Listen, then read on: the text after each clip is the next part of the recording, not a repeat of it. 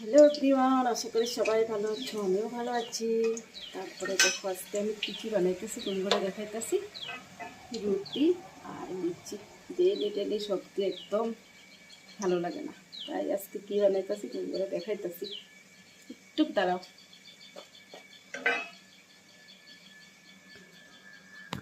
তারপর দেখো আমি এটা কী করতো, এটা হয়েছে মিষ্টি কুমড়, আলু, ধনিয়া পাতা আর কাঁচা লঙ্কা, পেঁয়াজ পকোড়ি।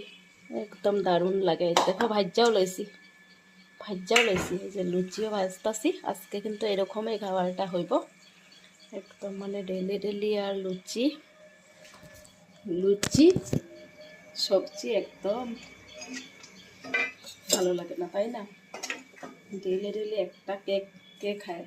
আমি তো ভালোবাসি না। তার জন্য আজকে দেখো একদম ফুলকো লুচি আর পকোড়ি বানিয়ে নেবো। এখন দেখে নাও,